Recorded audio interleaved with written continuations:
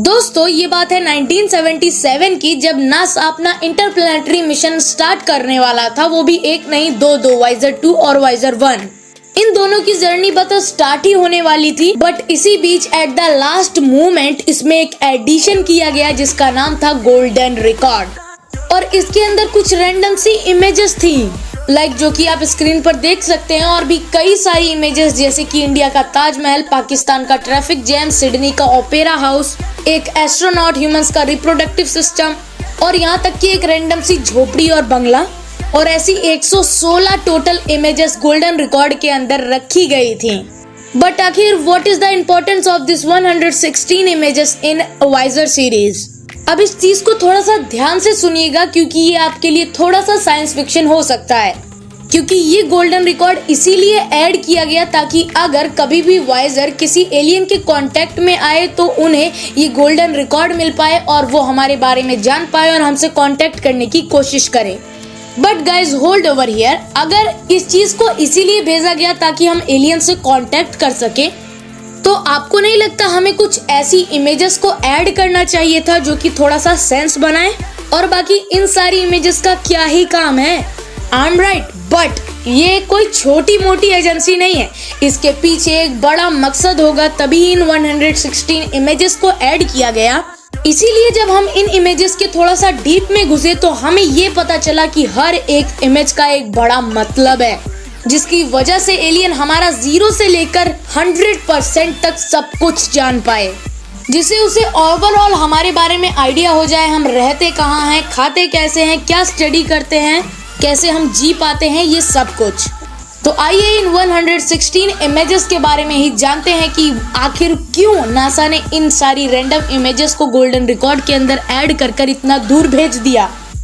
अब देखिए guys, NASA ने ऐसे ही रैंडमली इन सारी इमेजेस को ऐड नहीं कर दिया, इसके पीछे उन लोगों ने सीरीज वाइज काम किया है ताकि वो एक सीक्रेट इंफॉर्मेशन कम्युनिकेट कर पाए एलियन से। और ऐसा मेरा नहीं बल्कि गोल्डन रिकॉर्ड को खुद बनाने वाले कार्ल सेगन का कहना है, और उनकी लिखी गई बुक के अंदर उन्होंने खुद ही ये सब डिस्क्राइब किया है।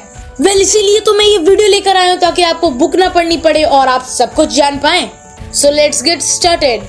तो देखिए, हुआ कुछ ऐसा ना, जब 1977 में वाइजर मिशंस प्लान हो रहे थे तो नासा साइंटिस्ट और एस्ट्रोफिजिसिस्ट कार्ल सेगन के सामने एक बहुत ही बड़ी चुनौती आई।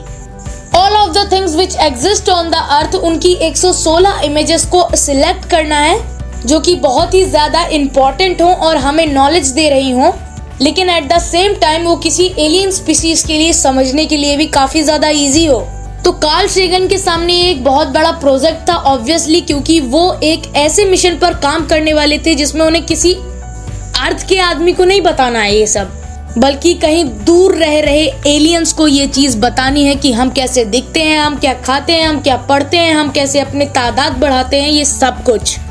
तो कार्ल सेगन ने ये किया ना कि उन्होंने ऐसे ही रफली आइडिया लगाने की बजाय खुद को एलियन के पर्सपेक्टिव में रखा कि अगर वो खुद एलियन होते तो उनके दिमाग में सबसे पहले क्या क्वेश्चन आता। तो अगर आप गौर से सोचें तो सबसे पहले अगर आपको ये गोल्डन रिकॉर्ड मिलता है और आप एक एलियन हो तो आपके मन में यही सवाल आएगा ना, इस गोल्डन रिकॉर्ड को भेजने वाला कौन है और वो कैसा दिखता है। इसीलिए कार्ल सेगन ने इन 8 इमेजेस से शुरुआत की, जिसके अंदर उन्होंने ह्यूमन स्केलेटन को डिस्क्राइब किया और रफली उन्होंने बताया कि कैसे उनके ह्यूमस और सर्कुलेटरी सिस्टम का इम्पोर्टेंस है हमारी बॉडी में ताकि हम जीवित रह सके। इसके बाद रिप्रोडक्टिव सिस्टम को भी डिस्क्राइब किया।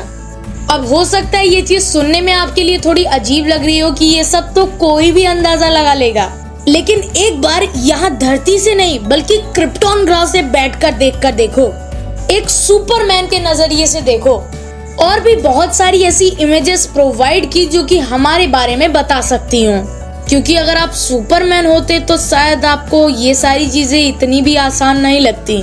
तो एलियंस ने अगर इस चीज को सही से समझा तो उन्हें रफली आइडिया हो जाएगा कि कैसे हम अपनी पॉपुलेशन को बढ़ाते हैं, हम कैसे दिखते हैं, हम कैसे एग्जिस्ट करते हैं, कैसे हमारी बॉडी फंक्शन करती है। लेकिन इसके बाद भी एक सवाल बहुत ज्यादा इम्पोर्टेंट है कि क्या हम फ्रेंडली हैं? इसीलिए ऐसी कुछ और फ्रेंडली इमेजेस को प्रोवाइड किया, जिसमें नर्सिंग, पेरेंटिंग, ग्रुप स्टडी से लेकर और भी कई सारी चीजें दिखाई गई, जिससे ये भी साबित होता है कि हम फ्रेंडली हैं। लेकिन केवल इसी एक मकसद से इस चीज को ऐड नहीं किया गया था, बल्कि इन सारे इमेजेस को ऐड करने के मल्टीपल रीजंस थे। जैसे कि इस लास्ट इमेज को ले लो जिसमें बच्चे ग्रुप स्टडी कर रहे हैं, लेकिन वो स्टडी एक ग्लोब को कर रहे हैं। तो एज अ ह्यूमन हम सबको पता है कि ये ग्लोब हमारी धरती का है, लेकिन अगर आप एलियन होते तो आपके मन में एक क्यूरियोसिटी होती कि आखिर ये बच्चे किस चीज को स्टडी कर रहे हैं। और इसी वजह से वैज्ञानिकों ने बड़ी ही चालाकी से इसके बाद एक अर्थ की इमेज को प्रोवाइड किया, जिसकी मदद से एलियंस ये भी समझ सकते हैं कि हम कहाँ पर रहते हैं और हमारा घर कैसा दिखता है। और इसके बाद धरती पर एग्जिस्ट करने वाले अलग अलग प्यारे से मॉन्यूमेंट्स, अलग अलग एनिमल्स को भी दिखाया, जिसकी वजह से एलियंस ये भी समझ पाए कि हमारी धरती अंदर से कैसी दिखती है और ये भी जान पाए कि हम इस धरती पर अकेले नहीं हैं। ऐसी ही कई सारी और भी इमेजेस गोल्डन रिकॉर्ड में ऐड की गई हैं, जिसकी मदद से एलियंस हमारे बारे में और भी बहुत सारी चीजें जान सकते हैं। लेकिन वैज्ञानिकों का ये भी कहना है कि हमने 0 to 100% अपने बारे में हर एक चीज इंफॉर्मेशन इसके अंदर डाली है, इसीलिए हमारे लिए एक खतरा भी साबित हो सकता है। But how? क्योंकि हमें नहीं पता कि एलियन का क्या मकसद है।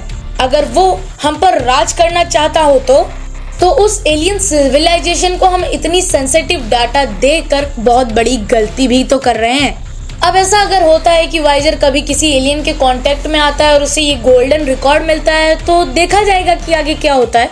बट ऐसे ही अमेजिंग वीडियोस अगर आप और देखना चाहते हैं तो हमारे चैनल को सब्सक्राइब कर दीजिए। और अगर आप जानना चाहते हैं कि हर एक इमेज का डिटेल में मतलब क्या है, तो हमें नीचे कमेंट्स में बता सकते हैं। मैं उस पर भी पूरी वीडियो लाने की पूरी कोशिश करूंगा।